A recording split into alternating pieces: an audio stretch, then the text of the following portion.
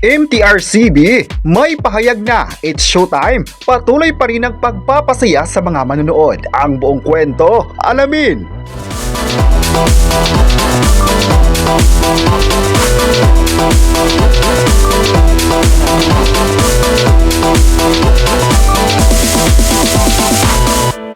Ngayong August 7, 2026, ay marami ang sumang-ayon sa naging pahayag ng MTRCB.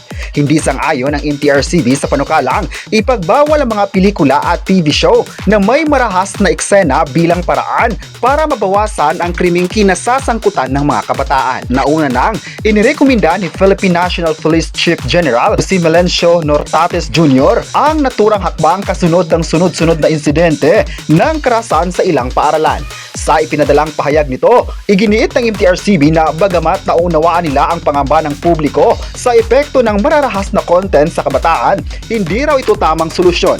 Binibiyang diin din ng ahensya na ang pagbabawal sa mga pelikula at TV program na may violent themes ay maaring lumabag sa karapatan ng mga Pinoy creative sa malayang pagpapahayag. Sa halip, hinikayat ng MTRCB ang mga magulang at guro na mas tutukan ng mga batang nanonood ng pelikula, TV shows at maging ng mga content sa social media.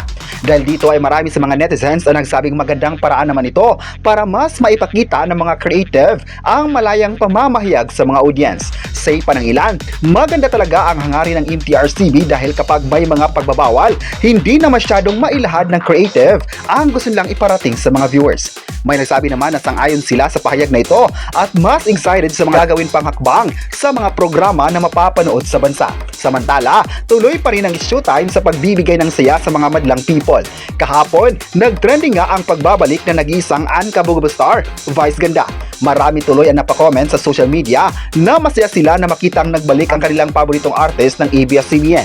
Didma naman ang mga fans sa negatibong kuda ng mga bashers kay Vice Ganda. Ang mahalaga sa ngayon, patuloy nang magbibigay ng aliw si Vice sa lahat ng madlang kapamilya at kapuso.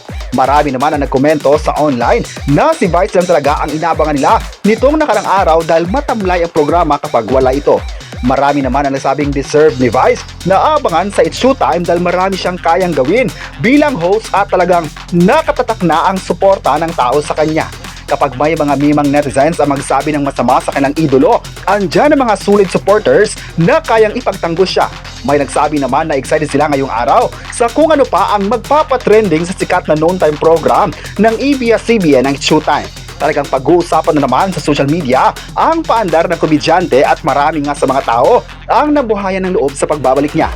Marami naman ang nag-post patungkol kay Vice na na-miss na nila ito. Matagal din naman kasi siyang hindi napapanood sa It's Showtime at iba raw ang vibes ng studio kapag present nga ito. May nagsabi naman na mas lalong aabangan pa ng mga fans si Vice ang mga segments na idadagdag pa nila para mas mapaganda ang programa. Kayo, ano ang masabi nyo na may update na naman ang MTRCB sa issue? I-comment na kung masaya ka ba sa pagbabalik ni Vice Ganda at huwag kalimutang i-subscribe ang ating YouTube channel.